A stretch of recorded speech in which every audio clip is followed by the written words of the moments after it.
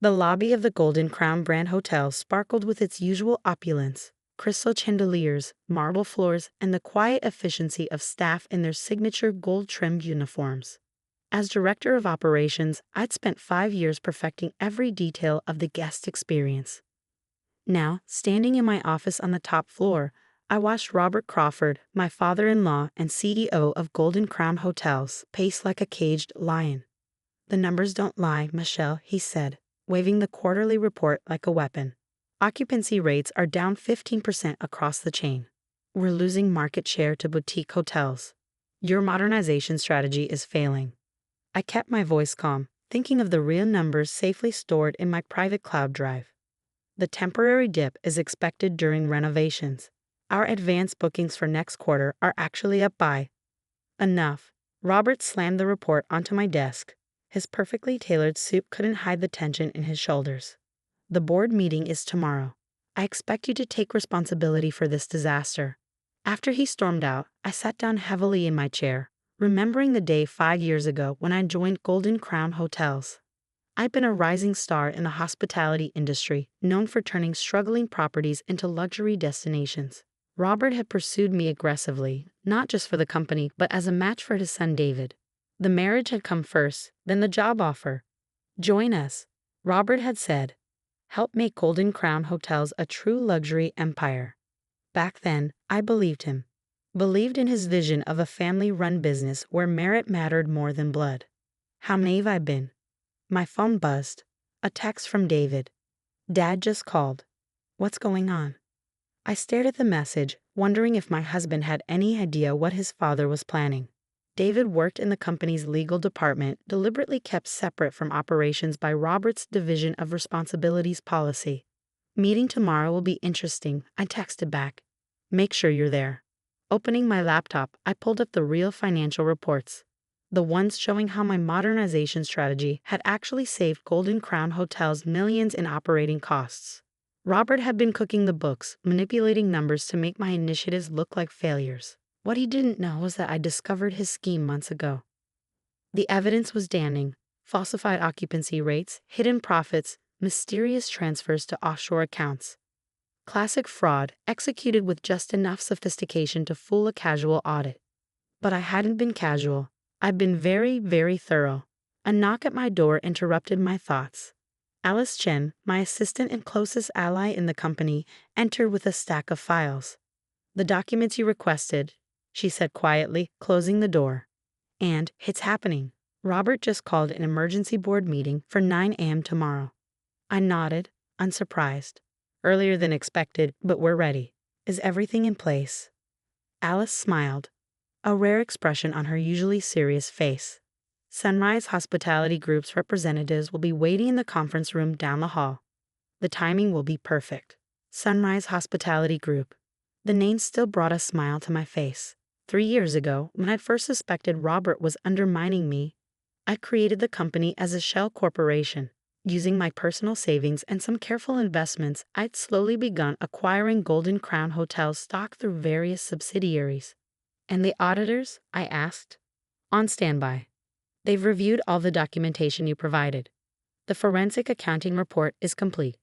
I stood up and walked to the window, looking out over the city where I'd built my career. The sun was setting, casting long shadows between the skyscrapers. By this time tomorrow, everything would change. "Michelle," Alice said hesitantly, "are you sure about this? Once we start." "Robert made his choice," I replied.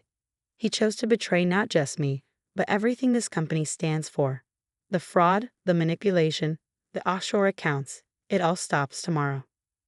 Later that evening, as I packed up my office, just in case things didn't go as planned, David called. "Dad's on the warpath," he said without preamble. "He's telling everyone you've mismanaged the company into the ground." What's really going on? I thought about our 5 years of marriage, about the man who stood by me even when his father's criticisms became increasingly harsh. David was a good person, trapped between loyalty to his father and his sense of right and wrong. "Come home early tonight," I said. "There's something you need to see before tomorrow's meeting." In our apartment's home office, I showed David everything. The real financial reports, the evidence of his father's fraud, the documentation of how my modernization strategy had actually improved the company's position. His face grew increasingly pale as he read through the files. Dad, he did all this, but why? Control, I said simply. He never really wanted innovation or change. He wanted someone to blame when his old-school methods stopped working. A scapegoat. David ran his hands through his hair, a gesture so like his father's it made my heart ache. What are you going to do? I showed him one final document, proof of Sunrise Hospitality Group's ownership structure. His eyes widened as he realized what he was seeing. But how? Carefully, I said. Very carefully. The question is, David, what are you going to do tomorrow when everything comes out? He was quiet for a long time, staring at the evidence of his father's crimes.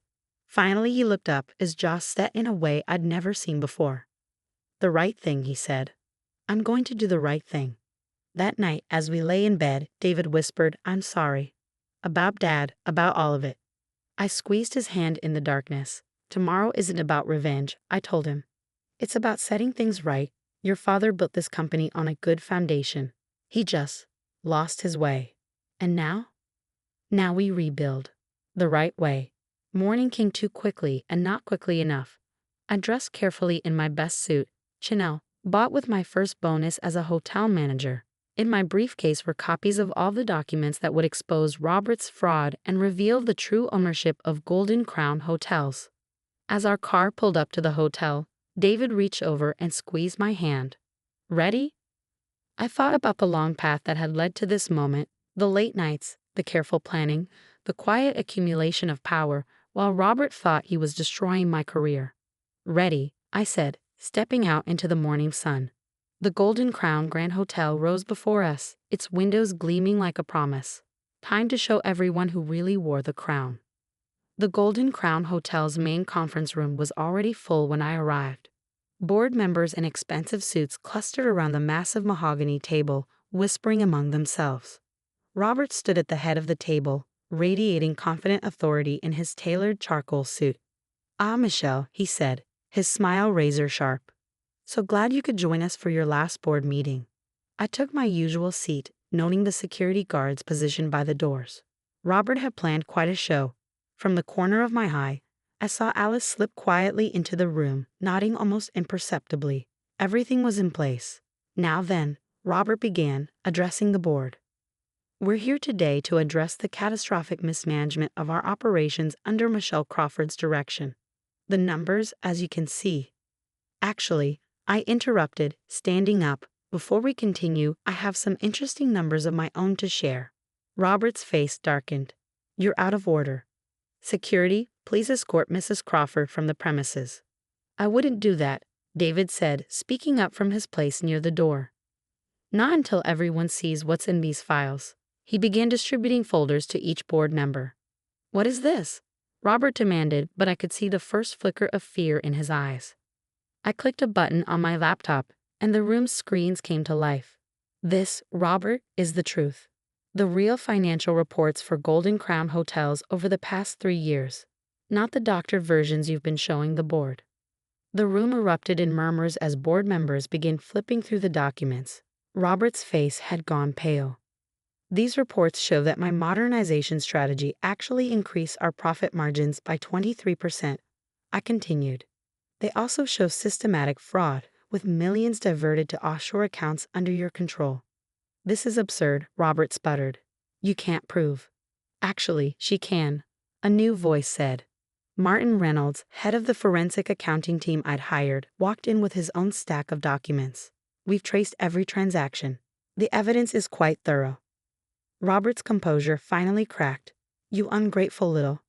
I gave you everything. This company, a career, my sin.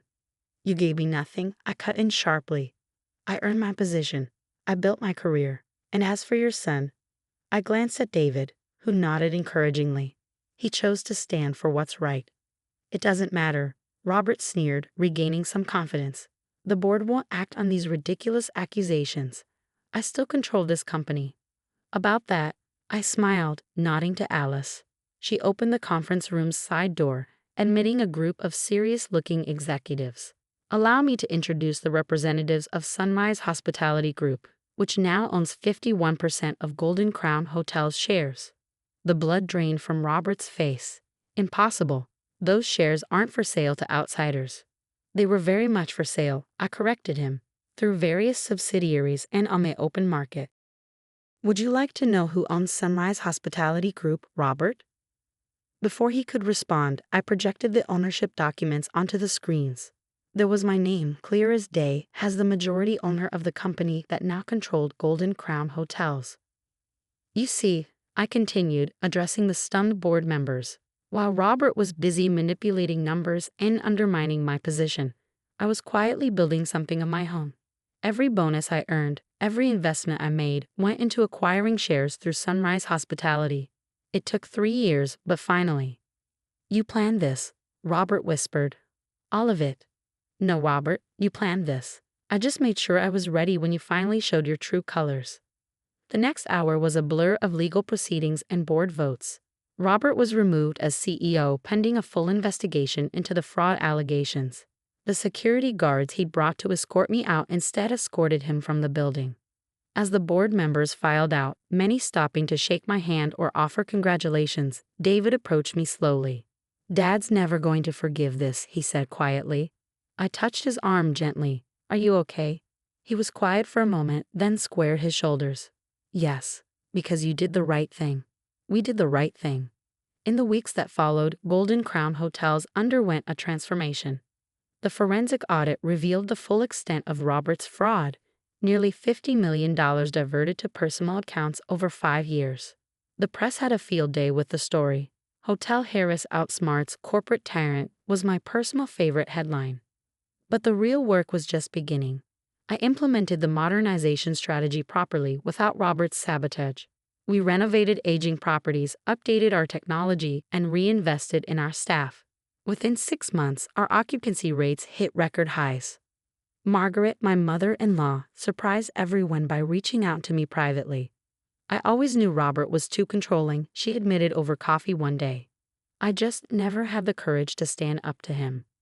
It wasn't about courage, I told her. It was about doing what's right for the company and its people. Robert faced criminal charges for the fraud, eventually accepting a plea deal that kept him out of prison but banned him from any corporate leadership positions. David visited him occasionally, trying to maintain some family connection while standing firm on his principles. 1 year after the takeover, I stood in my old office, now my CEO office, looking out over the city. The Golden Crown Grand Hotel still sparkled below, but now it was just one jewel in a truly modern luxury hotel chain. Alice knocked and entered, carrying our latest financial reports. Record profits again, she said, smiling. The board is thrilled. And the employee profit-sharing program? Rolling out next month. The staff can't believe they're getting ownership stakes. I smiled, thinking of how far we'd come. The hotel empire Robert had built through fear and manipulation was now growing through innovation and shared success.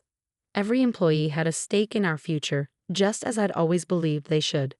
That evening, as David and I had dinner in the hotel's rooftop restaurant, he raised his glass in a toast. To the real queen of Golden Crown Hotels. I clinked my glass against his, thinking of the long journey that had brought us here. To doing things the right way, I corrected him. And to family, the ones we choose and the ones who choose to do right. Looking out over the city lights, I remembered something my first hotel mentor had told me. In this business, luxury isn't about gold fixtures and marble floors. It's about making people feel valued. Robert had never understood that. He'd seen the crown but missed the responsibility it represented. Now, Golden Crown Hotels was more than just a luxury brand. It was a testament to the power of patient planning, ethical leadership, and the courage to stand up for what's right. The crown had fallen, yes, but something much more valuable had taken its place. A legacy built on integrity, innovation, and shared success. As for me, I kept Robert's old nameplate on my desk, turned face down. Not as a trophy, but as a reminder that true power isn't about control. It's about creating something worth controlling in the first place.